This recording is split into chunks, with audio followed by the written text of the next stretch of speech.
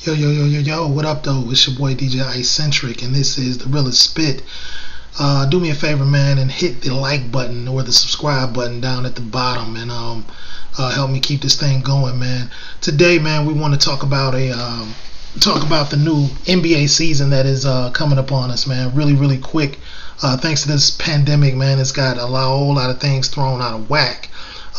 So we just came off of a very, very successful, very entertaining 2020 season, and we're jumping right into the new 2021 season. Big things, man. I love what's coming up, man. I'm gonna break down day by day, man, the different things to look forward to, and different matchups, and different team rosters, and some expectations, and some predictions. Today we're gonna start off with the biggest story in the sport, though, the biggest drama on the screen. That is the LA Lakers versus the LA Clippers. Now, we all know that last year this was actually a predicted rivalry. Everybody thought that these two teams would lock horns at some point, man, and the winner of that showdown would be the champion. Unfortunately, the showdown didn't happen. The Clippers, unfortunately, did not make it to the showdown. They didn't. They forfeited the fight, and the LA Lakers ended up, just following their process, man, and ended up going on to the NBA Finals and winning championship number 17 for the organization, and ring number 4 for LeBron James, ring number 1 for Anthony Davis. Now, this rivalry going into 2021, to me at this point, it's a whole lot. The stakes are a whole lot bigger than they were the first time around. The first time around, I'm gonna be honest with you, man. I was a little, I was a little bit disturbed last year. I mean, I really, I'm not a Lakers fan. I hate that LeBron went to the Lakers because he forces me to look forward to Lakers games and follow the Lakers schedule, man. And I've never, as a diehard Pistons fan, I mean, that's just something, we just never vowed to do. But unfortunately, I mean, it is what it is, man. Me being a fan of the sport and a fan of, I guess I'm have to admit at this point I am a LeBron James fan. It's so hard for me to actually say those words, but I'm not a diehard LeBron fan. I'm not the guy that just, just thinks, he's just a man no matter what. I mean, I don't mind criticizing LeBron James. I will criticize him if criticism is necessary and called for. I'm just not one of those guys that's going to criticize him just because, it's fun to do, or because we think that's just what we're supposed to do. I recognize that he is the best player in the league, has been for a long time. Not only is the best player in the league, but he is the face of the league, the name of the league. I mean, it kind of really doesn't go, or doesn't really make sense if somehow he's irrelevant in the equation. What was that? The 2019 playoffs last year, the year, I guess the year before this one we just had, where Toronto had won. If you go back and look at the ratings, and that was a regular year, no pandemic, no type of election or anything going on that year. It was a regular NBA season, but because LeBron James, he got hurt, pulled a groin, and wasn't able to get back in time to get his team back in the mix. That was the first time he missed the playoffs in what did they say? 15 seasons, 14 and 15 seasons, and the ratings of that particular playoff year, and that was with the darling Golden State Warriors. We're still in the mix. Everybody's everybody's favorite. They were in the mix. Kevin Durant, Kawhi Leonard, the Greek Freak. Everybody was in the mix. Steph Curry, everybody was in the mix. Yet the ratings were down because LeBron James wasn't there. So, I mean, that right there should tell everybody, anybody that's not sure or not certain or wonders why, his name comes up so much, and it's spoken of so vividly and so broadly, and he's kind of really the beginning and the end of the conversation when we're talking NBA. there you go. He's the money. Win, lose, or draw. He's the guy that everybody is tuning in to see. Either you're watching them try to win, or you're watching them lose again. Whatever, but you're watching it. That said, going on, last year it just seemed like everybody was just, everybody picked the Clippers.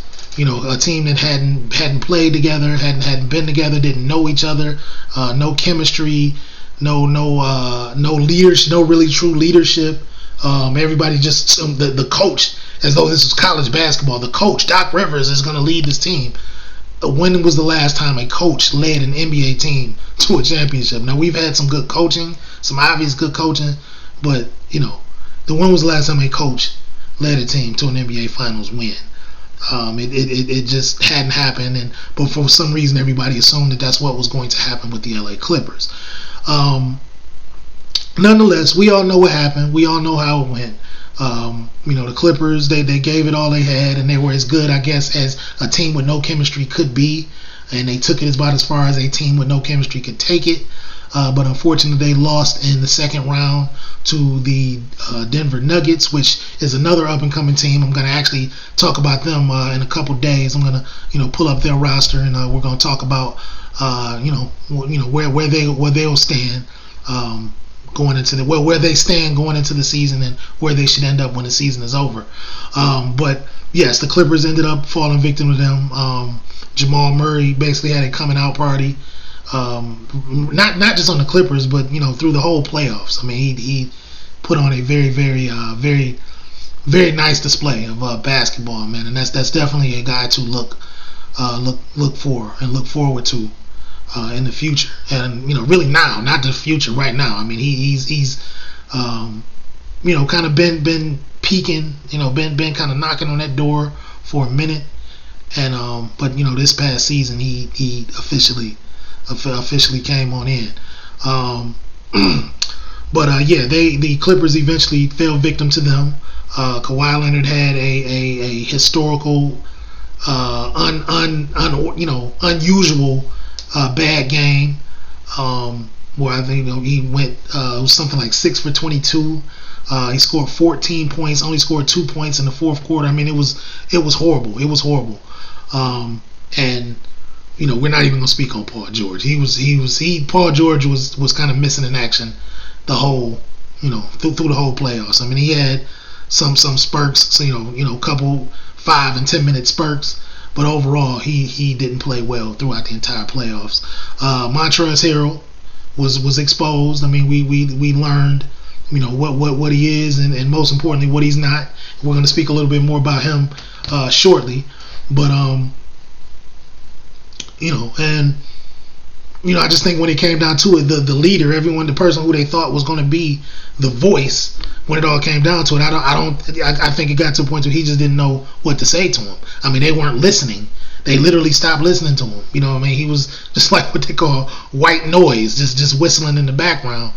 And they just stopped listening to him. And then you that plus add that to the fact that you have your go-to guy. He doesn't say much. He's not a rah-rah guy. He's not the guy that's going to jump in anybody's face. He's not the guy that's going to pull anybody's head up when their head falls down. He's not the guy that's going point to anyone. When point to anyone that's not doing well and say, hey man, let's get it going. He's just not going to do any of that. What he's going to do is he's going to do everything he can to do what he needs to do, but he's just not going to do anything extra to galvanize the troops, as they say. You know what I'm saying? And then you take that plus the fact that he ended up just having a bad game himself, and it was just you end up for a very miserable, very, very failed, very disappointing season for the LA Clippers. Now the LA Lakers, on the other hand, we all know how that went. For whatever reason, everybody thought this team, I guess for the lack of a better word, everybody kind of thought this team was a joke. Like, which was funny, which was no pun intended, but what was funny was that this team was the number one seed pretty much the whole time through, with the exception of maybe the first week of the season, this team was the number one seed for pretty much the whole way through. But everybody say, oh, that don't mean nothing. Oh, that's a mirage. This team, when it come down to it, they too weak. They gonna crumble. They can't shoot. Who's coming off of their bench? LeBron is getting old. He ain't gonna be able to, he ain't gonna be able to pull it up and run the table like he usually do. Anthony Davis is unproven. We don't know what he is. It was just a whole bunch of just every excuse you could think of to say these guys ain't gonna pull it off. That's what everybody seemed to throw out. You know what I'm saying? Regardless of the fact that this team was the number one seed the whole time through, regardless of the fact that AD pretty much had a career year. He had a career season. Nobody's saying that enough. Anthony Davis had a career year, his first year with the Lakers. And LeBron, just paced himself. 17-year veteran. Just leading the league in assists and scoring, pretty much every time he needed to. Nobody was stopping him from scoring. Nobody was stopping him from doing anything he wanted to do, as usual. You know what I'm saying? And despite all of that going on, everybody just knew, when it come down to it, this team is just going, they're just going to fold. Again, that prediction confused me because it just made me go. I had to go back and think, where is this coming from? Like when has a capable LeBron James team, and I'm going all the way back to the days in Miami. You know what I'm saying? With the exception, I guess, of that 2011 season, and yeah, that was miserable. We know what happened. That was terrible. It was absolutely awful. But since then, when has a capable LeBron James team, a stacked, healthy, you know what I'm saying, LeBron James team choked? When have they not gotten it done? You know what I'm saying? So I'm just I was just confused. Where were these predictions coming from? I mean, we all know those Golden State situations. The Golden State Warriors were unbeatable. Healthy, they were unbeatable. You know what I'm saying? And unless LeBron James had James Harden and Anthony Davis at that time, he was not going to beat a team with Steph Curry, Klay Thompson, and Kevin Durant. He just wasn't going to beat. It was going to take a three-headed monster to beat that three-headed monster. And with all due respect to Kyrie Irving and Kevin Love, they weren't on that level. We all know that, man. Everybody say, "Oh yeah, Kyrie." They weren't on that level, man. Kyrie Irving, he can get it. He can do his thing, and you give him a stage, he'll perform. But him and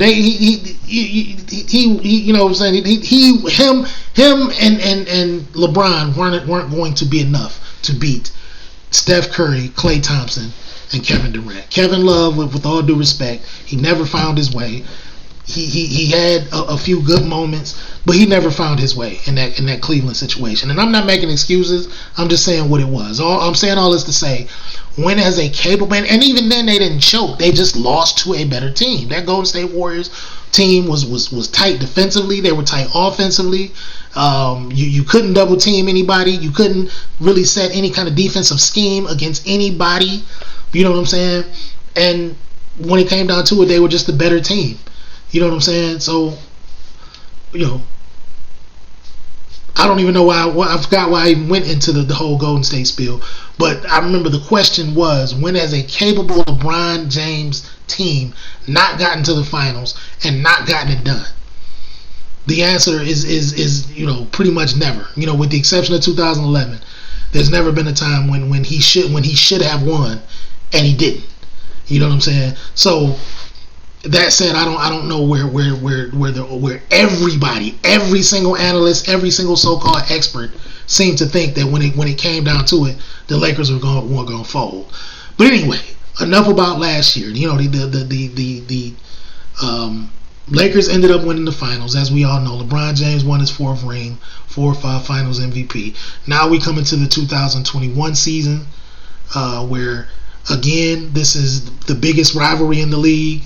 The Clippers, who've never won anything, they've managed to keep themselves relevant and keep themselves in the mix and still have a very, very good chance. I mean, if we're being honest, yes, they still have the same chance that they had last year. Now, I'm not talking about what everybody predicted them to do. I'm saying the real opportunity. That yes, they had an opportunity to win. They had a chance to win, and they have that same chance to win now. They have to find leadership. They have to have a floor leader. Dare I say they have to have a it sounds like they need a locker room leader as well. The wrong voices are speaking in that locker room, and nobody is speaking on the floor. You know what I'm saying? So they have to correct that by the trade deadline. They got to do something. We thought that that Rondo was going there. That would have been great for them, and that would have given them a better chance. But Rondo decided to go. He decided to go elsewhere. He decided to go for the money. And we're not mad at him. He went out there and took the most money that was being offered to him, which is with the Atlanta Hawks. And I'm going to speak about them in a few days because the Atlanta Hawks, man, they got something. But anyway, so they were able to get Serge Ibaka. They pretty much switched out Serge Ibaka for Montrezl Harrell, which is an upgrade. That is an upgrade. As I said, Montrezl Harrell, who is a Los Angeles Laker now, he was exposed in that in that second round against Denver.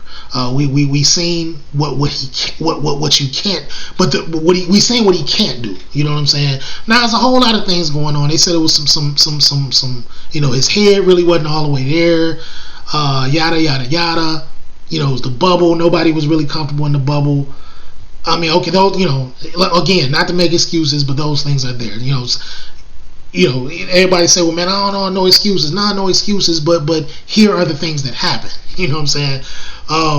And I'm, definitely not making any excuses for Montrezl Harrell. I mean, he got exposed. I think even on his best day, I don't think he can guard Jokic for 7 games. Without any distractions, without a bubble. I think he was gonna have a problem with that regardless. But yet and still, these guys still went up 3-1. And they still were just really one good quarter away from getting where they wanted to go, where they thought they were going to go. So we can't put that all on Montrezl Harrell. That said, he is with the LA Lakers now. New opportunity, new assignment. The Lakers aren't going to lean on him as much as the Clippers did. So that's going to be the difference. He can just come in and be Montrezl Harrell. Just be that energy 6-man forward, center, the 5 if they're playing small ball, the 4 if they're playing just straight up. He'll relieve AD, he'll relieve Marc Gasol.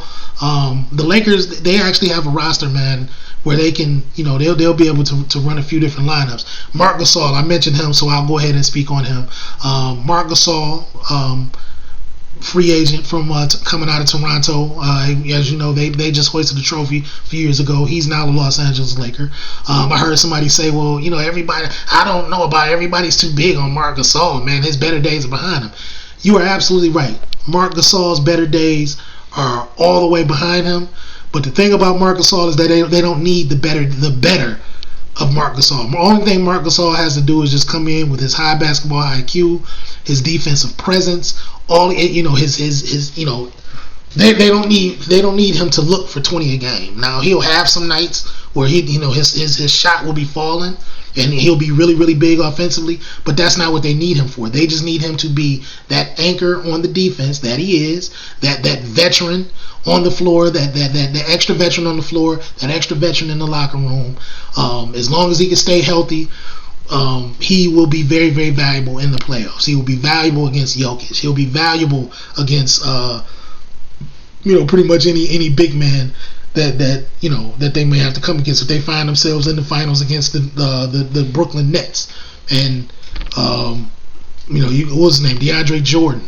Marc Gasol knows how to play defense against athletic guys. He's not very athletic, but he does understand how to play defense against athletic guys.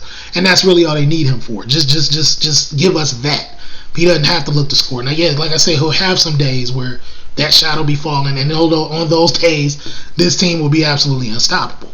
But on the days where you're not looking for him offensively, he will always be that defensive anchor. Like I said, this series is full of drama, man. You have Marc Gasol that went to the Lakers. You have Serge Ibaka, as I said, that went to the Clippers. Both of those guys came from Toronto. So you have ex-teammates that are now rivals. You have the Morris twins, which, these guys are so close. They say this, I've heard a rumor that they actually share a bank account. Now, I don't know how true that is, but I mean that's pretty doggone close. Even for a twin brother. And clearly, they're close. Clearly, they're the best of friends, and they're rivals. One plays for the Lakers. Markieff Morris, Marcus Morris plays for the Clippers. He's actually a big piece for the LA Clippers. Now, the thing about the Morris twins is that their games are actually pretty. Everybody doesn't realize how identical their games are. Now, let me break that down for you. Marcus Morris is, if you're looking for a guy. You know what I'm saying? Then Marcus Morris is probably the one between those two that you would choose. He actually looks for his shot. He looks to play offense. He's looking to score. You know what I'm saying? Where Markieff is not really looking to score. He's kind of just that body. He'll put up a shot if he's open. He'll go. You can run a couple plays for him if you have to, but that's that ain't what he's looking for. He's really just out there just trying to stay active. He's putting a body on somebody. He's playing forward, playing the 5. He can play the 3, a little bit of 3 if you need him to. Both of them are 3-point shooters. Both of them can get down there and bang if you want. Like I say, Marcus he kind of looks to score. He looks to be a scoring threat more than Keith does, but Keith can be that way if you need him to. So that's those two kind of really offset each other. That's what I was telling everybody. Even had these two teams met in the conference finals last year, it would have been fun to watch those two mix it up. But they really kind of offset each other because there's nothing that Marcus can do that Markieff can't. But they add to this rivalry. Their background is another thing that makes this rivalry interesting. You have the current HNIC against the guy that's trying to take that spot permanently. All through the offseason of the 2019 offseason, that's all you heard is, oh man, Kawhi Leonard is the guy. Oh, he took it over. Oh, he's wearing the crown. He got the throne. I don't think LeBron could get it back from him. And LeBron came right back healthy, right back when he was healthy, and he took the throne right back. So, but the thing about that is that Kawhi Leonard, for the first time in his career, in the 10 years that he's been in the league, he actually started to smell himself a little bit. Like, you never seen Kawhi Leonard, shaking his head and actually thinking that, okay, yeah, I'm that one, I'm that guy. He was smelling himself. He's doing commercials and throwing shots. He's still quiet and not really too talkative, but his demeanor was just a little bit different. You know what I'm saying? He was kind of believing the hype a little bit, and rightfully so. Listen, Kawhi Leonard is a beast, and what you gotta love about him is that he's gotten better. As good as he was when he got in the league, he actually got better. So you gotta love that about Kawhi Leonard. But I think in this, like, if you think about the seasons where those 2 championships that he's won, he's never been the leader. Yes, he was a weapon and one of the better guys on the floor, but he was not a leader. In San Antonio, Tony Parker, Tim Duncan, Manu Ginobili, those were the leaders of that team, and Kawhi Leonard was just the weapon. In Toronto, Kyle Lowry was the leader of that team. Even dare I say Serge Ibaka, they were the leaders of the locker room and of the team. Kawhi Leonard was just that weapon, and maybe Serge Ibaka is actually gonna, maybe that's what his contribution is gonna be. Now that I think about it, and that's a fresh thought in my mind. Maybe now that I think about it, Serge Ibaka may be that guy. He's won with Kawhi. He played a whole winning, successful season with Kawhi Leonard. So maybe he knows the words to say to get that guy to say whatever needs to be said. I don't think that's going to be enough, but I think it may just be enough to make a difference, as far as their cohesiveness. But all in all, with all of that being said, I still choose the Lakers. It still will probably be a 7-game series, 7-game series, because this you know, it feels funny calling it a rivalry because technically a rivalry is with, you have two teams that are, they're just constantly beating up on each other. And game in, game out, nobody really knows. I mean, the fans are going to root for who they're going to root for, but when it's all said and done, nobody really knows who's going to come out on top. It's not really much of a rivalry because the Clippers always come up short. They don't have any banners in the rafters. They never even made it out of the second round. So in a technical sense, this is not really a rivalry, but in terms of the better teams in the league, this is one for the ages. They're in the exact same division. Do they call them divisions in the NBA? Yeah, they're the exact same division. So you got four intense games. They got them going in the preseason on the 11th, which is next week. I mean, they're putting these guys together as many times as they can. The preseason don't mean anything, but like I said, they're just putting these teams together as many times as they can because, as I said, this is the hot matchup. This is the drama of the season. Now, is this going to be the last season that this drama is worth watching? I mean, Kawhi Leonard has he can opt out at the end of the year from the Clippers. And same thing for Paul George. He can opt out at the end of the year for the Clippers. LeBron and AD, they're in it for the long haul. They both just signed extended deals with the Lakers. So whether they're going back and forth with the Clippers or going back and forth with the Nuggets, or waiting on the Nets to get their thing together, it's going to be LeBron and AD for the foreseeable future with the Los Angeles Lakers. And the Lakers get to have what's like Max Kellerman says, the remains of LeBron James. But he's still active right now. He's still top 5, arguably number 1 in the league. He's the reigning Finals MVP, and I guess that means something because that's all everybody kept saying for Kawhi Leonard. The reigning Finals MVP, So that meant his name was supposed to be mentioned first before everyone else's that particular year. So now LeBron James has re-earned that honor. It's the same thing for Kevin Durant with when he won those 2 years in Golden State. I mean, it started, the conversation started and ended with him. So now LeBron James has worked himself back into that place to where the conversation of basketball and the NBA starts and ends with him. As I said, I still pick the Lakers in 7 games in this series. I just think when it comes down to it, you need an overwhelming power against LeBron James. It has to be something like a juggernaut like a Golden State, or just a super highly experienced, intelligent team like the San Antonio Spurs. Like, those are the only kind of teams that's the kryptonite to LeBron James. Just an overwhelming, Thanos type situation is the only thing that I can say is going to stop him at this point in his career. Now, if we're talking about LeBron from 10 years ago, then of course that was LeBron 10 years ago. But the LeBron James today, the 18-year-old savvy veteran that still looks like he's still playing like he's 36, still playing like he's 38. I mean, like he's 30.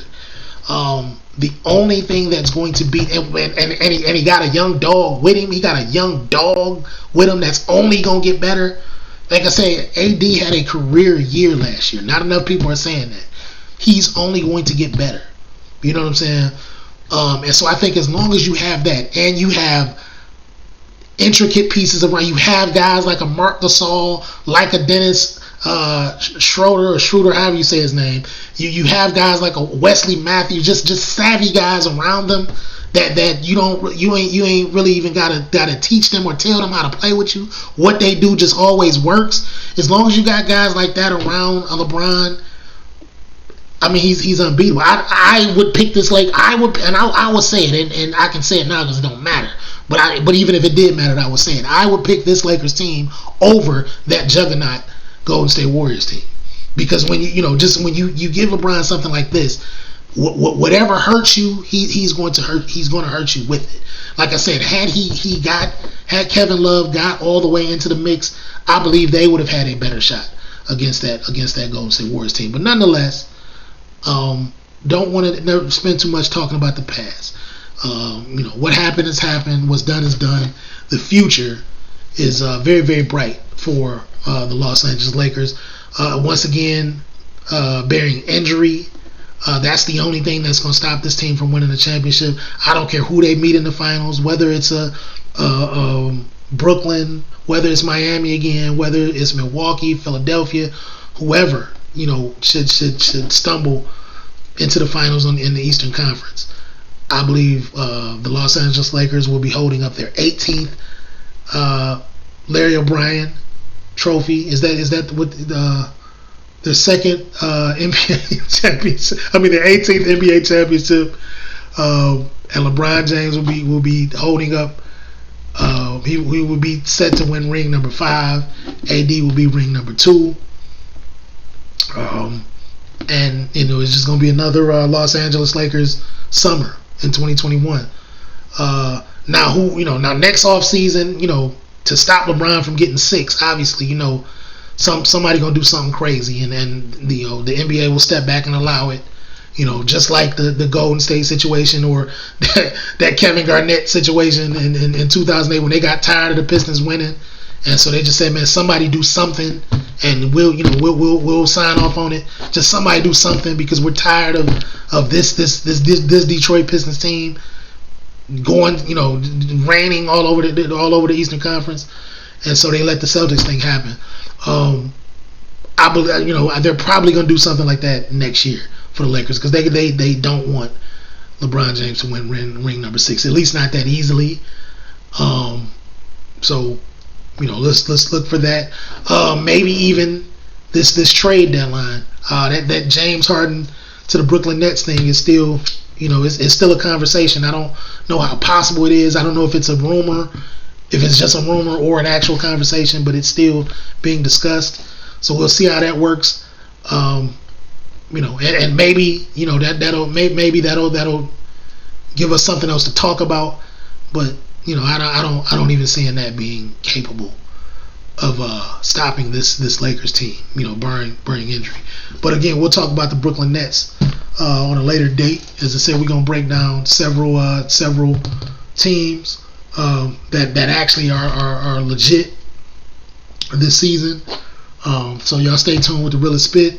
Again, hit the subscribe button, hit the like button, hit any button, whatever the button is down the bottom, man. Show your boy some love. Even if you disagree with everything I said, even if you want to comment and come right back at me and say, mofo, you don't know what the hell you talking about. Stop talking basketball. I take all challenges, all debates. It really doesn't matter.